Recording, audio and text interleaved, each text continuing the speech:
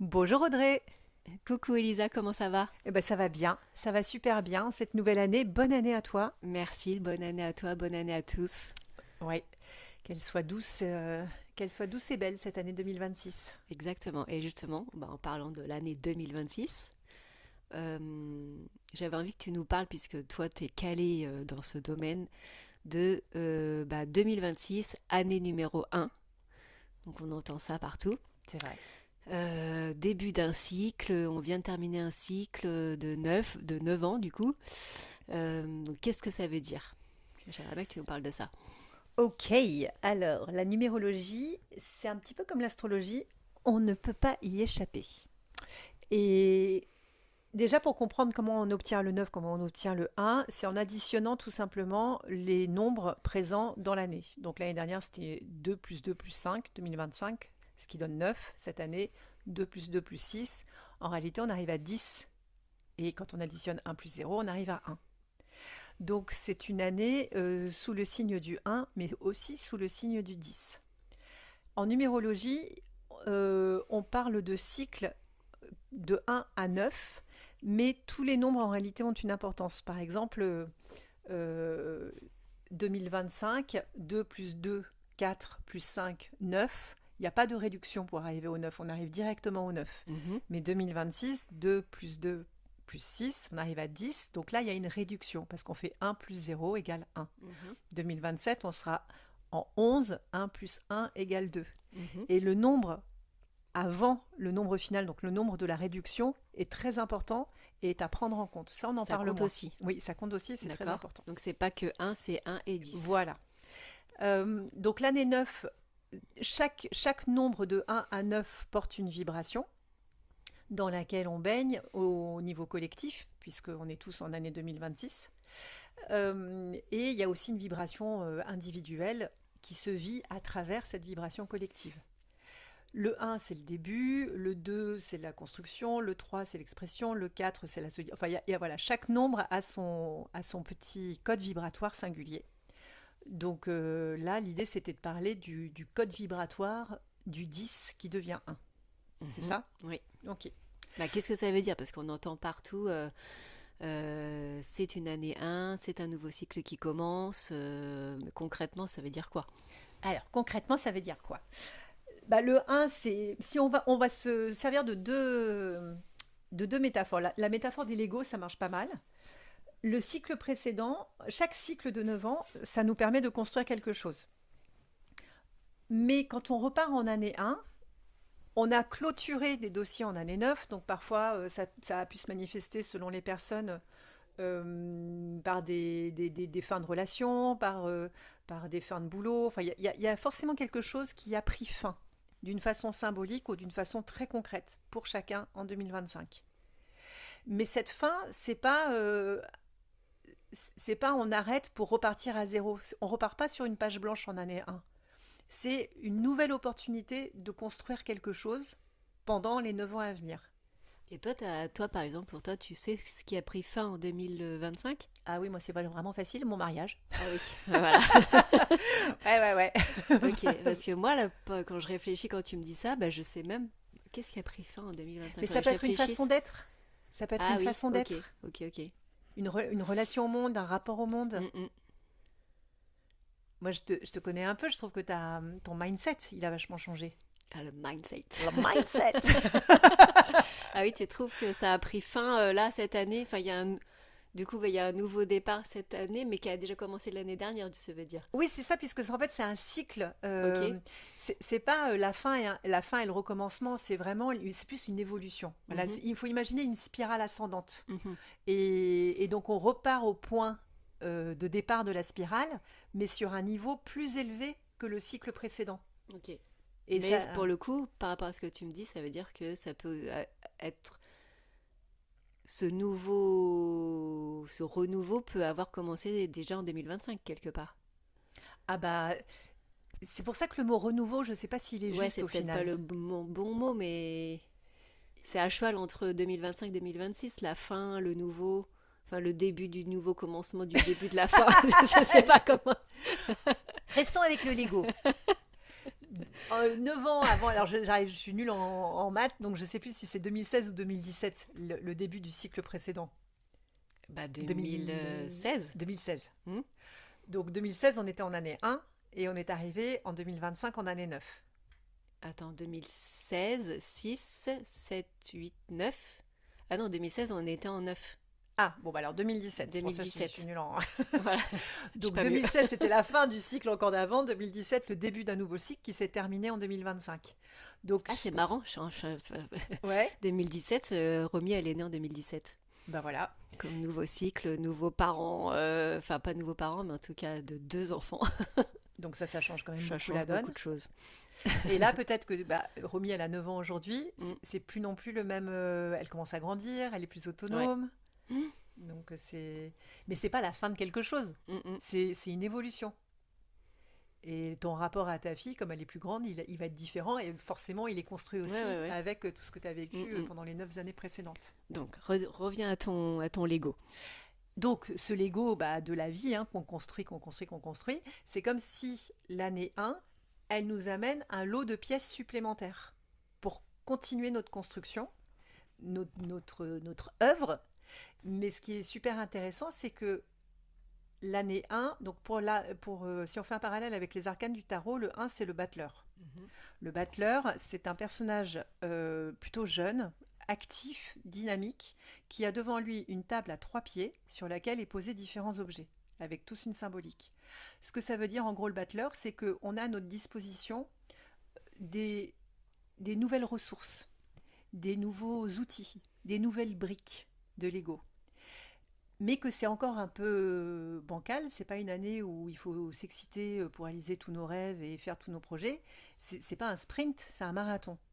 C'est juste de commencer à rassembler, de prendre conscience de nos outils, de nos ressources, de nos talents, de l'environnement dans lequel on se trouve. Et comme on est associé au zéro dans cette année 1, eh ben, le zéro, c'est la conscience universelle, c'est la source, c'est le divin. Donc on est amené à manifester avec la conscience divine les outils qui sont en nous.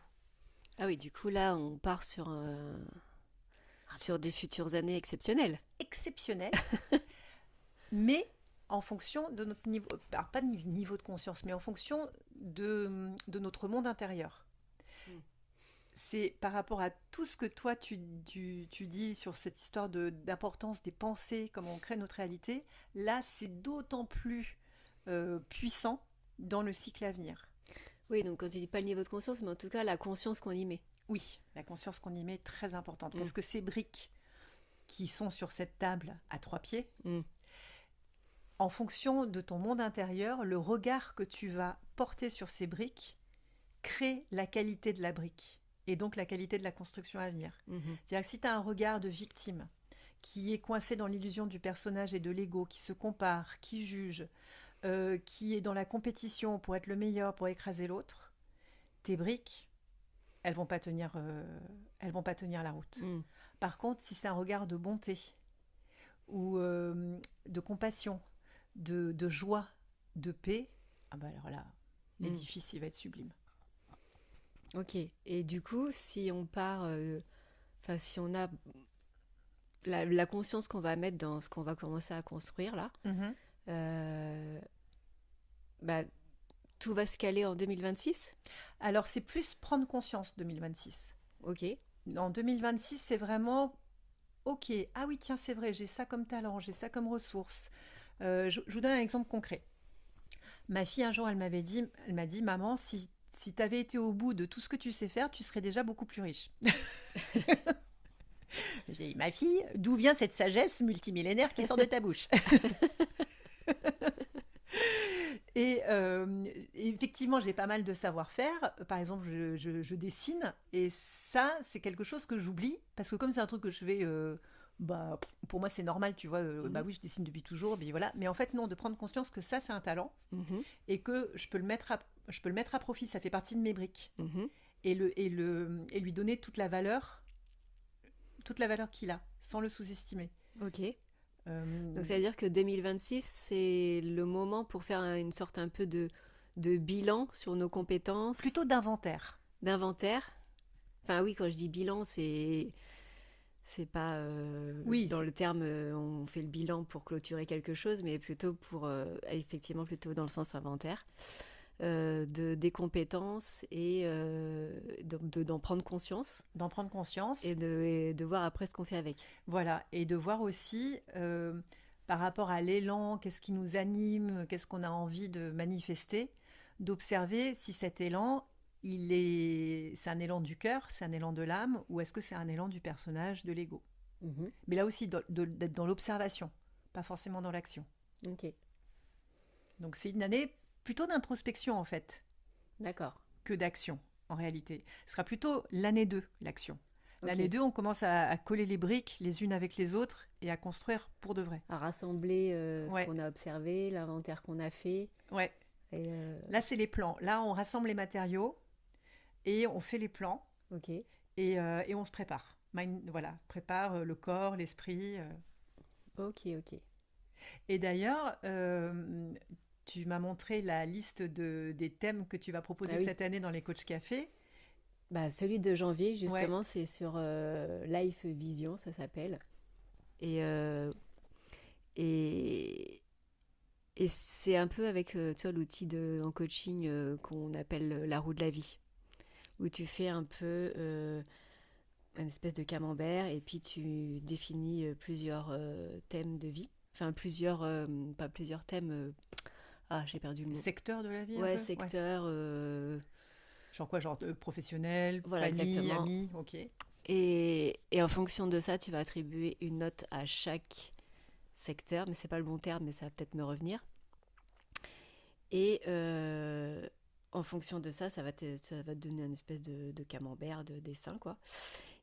Et tu vois un petit peu quel secteur tu as envie de travailler, qui a besoin de plus, qui manque d'épanouissement ou sur lequel tu veux avancer un petit peu plus. Et du coup, je trouve que c'est intéressant par rapport à ce que tu dis sur cette année 1 où on pose les bases, on fait l'inventaire. Mm. Et du coup, ce coach café, on va vraiment parler de ça. Bah, poser un petit peu justement les bases de 2026, mettre de la clarté là où on en est aujourd'hui et repartir dans la bonne direction. Ah, mais c'est canon. Oh, c'est quand ce coach café? Alors, il y a en ligne le 13, mardi 13 Ok. prochain, mardi prochain, et en présentiel jeudi 15. Ouh, bah j'y serai, hein. De toute façon, j'y suis à tous, mais alors celui-là, je vais vraiment participer. Donc voilà. Et oui, j'avais une question qui m'est venue parce que, en fait, toi, au tout début, tu as dit la numérologie, c'est comme l'astrologie, c'est ça, on peut pas y échapper. Ouais. Mais là, on est en 2026, Mhm. mais selon d'autres calendriers, on est dans une autre année. Ah oui, ça c'est... Donc, c'est quoi le numéro? Enfin, tu vois comment? Bah, là, ce que j'ai envie de te dire, c'est qu'en fait, on s'en fiche parce que nous, toi et moi, on est en 2026. Donc, ça fait partie des outils sur la table du battleur. Ouais, d'accord. Ouais, ouais. Je ne peux pas parler pour quelqu'un qui est sur un autre calcul. Je sais pas, peut-être en Chine, d'ailleurs, ils n'ont pas les mêmes... Non, j'en sais rien, je vais te dire n'importe quoi. Bah oui, t'as le calendrier chinois, t'as d'autres calendriers. Mais ils sont quand même en 2026 en Chine. Si, si, la nouvelle année commence pas au même moment. Je sais pas si c'est... Mais ouais, je sais pas en fait, sauf que tu vois, parce que le fait qu'on ait attribué par exemple que le 1er janvier, ça soit le 1er janvier, hein, entre guillemets, que Bah la oui. nouvelle année commence le 1er janvier. Alors que t'entends aussi parler que normalement la nouvelle année devrait commencer avant, elle commençait le 1er avril. Oui, mais regarde, c'est ça la puissance de la conscience. C'est comme le nom des plantes. Mhm. Il y a des plantes, en homéopathie notamment, leur nom est associé à la vertu. Enfin, leur nom correspond à la médecine de la plante. Et Mhm. je me dis, le gars qui a nommé la plante, il savait pas qu'elle était bonne pour ceci ou pour cela. Donc c'est comme si, La question c'est qu'ils savaient pas. bah, c'est- Barbarea, par exemple, Barbarea, c'est une Ouais. plante que j'ai découvert il y a pas longtemps. Barbarea, l'étymologie c'est barbarie, genre figue de barbarie et tout. Et en fait, dans l'inconscient, elle vient travailler sur la barbarie au niveau humain. C'est voilà, je supporte pas la barbarie humaine. Je vais prendre de la barbarea pour me réconcilier avec l'humain en moi. Mhm. Mais pareil, je me dis mais le mec qui a donné ce nom latin à cette plante, Bah forcément qu'ils savaient. Bah, je sais pas. Bah moi je suis... Ah bah moi je suis... Bah si, forcément qu'il y avait des connaissances, tu sais pas, par hasard. Bah alors, pourquoi est-ce que le 1er janvier, ce serait un hasard? Il y a peut-être aussi des connaissances occultes derrière, Occulte, c'est ça.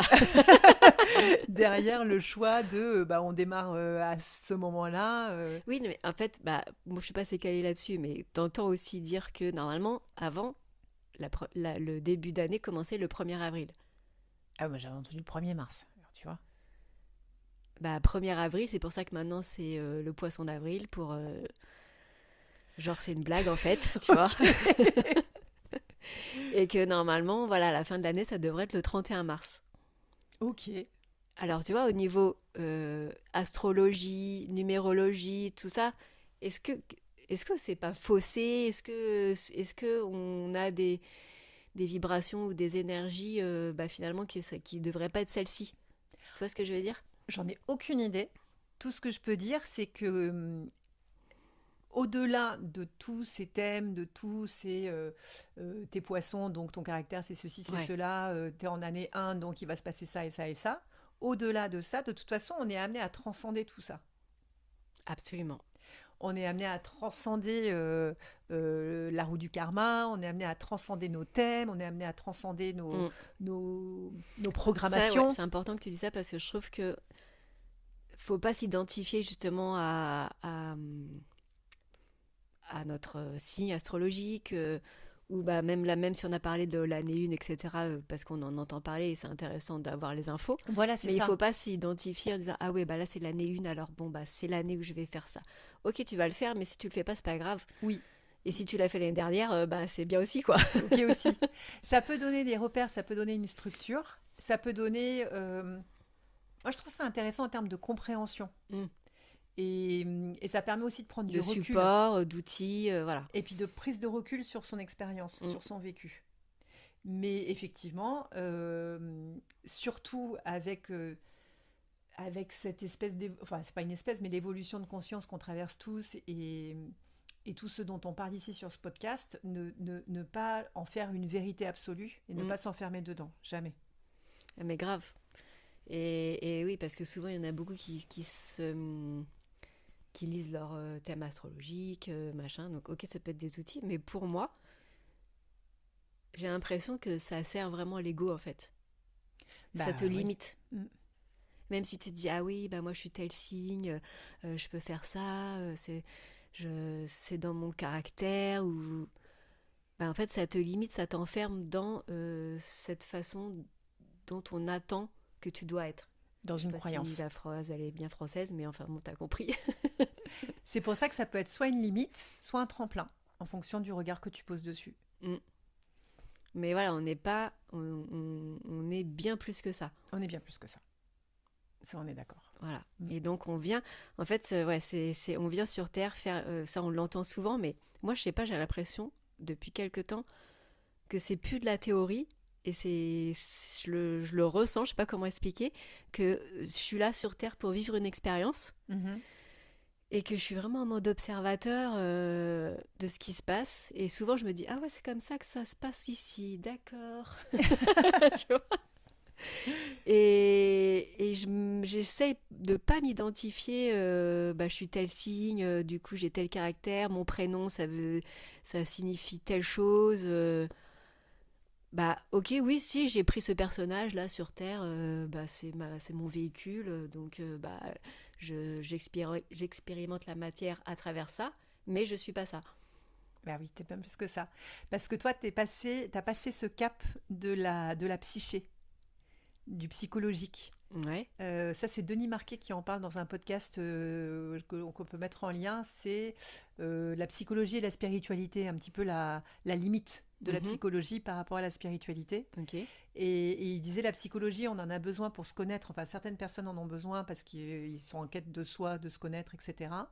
Mais il y a un moment donné, ça ne suffit plus. Mm. Parce que oui, après, c'est une expérience spirituelle, quoi qu'il en soit. Mm. Mais on a besoin d'en passer par le personnage à un moment donné Oui. pour pouvoir le dépasser, ce Oui, personnage. de comprendre ce véhicule qu'on utilise pour faire cette expérience, C'est déjà, il faut ça. le comprendre. Une fois que tu l'as compris, bah, tu vas plus loin, quoi. Ouais. Mm.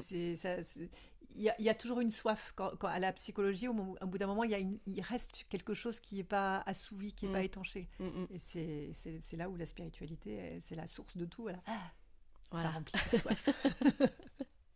Mais Ok, il le dit cool. beaucoup mieux que moi. Je mettrai un lien. Ouais, ça doit être intéressant, ça. Mm. Et bah, pour finir, je voulais parler aussi d'un autre événement Oui. qu'on a prévu, voilà, un nouveau concept qu'on a créé avec Elisa, des darons de la spiritualité.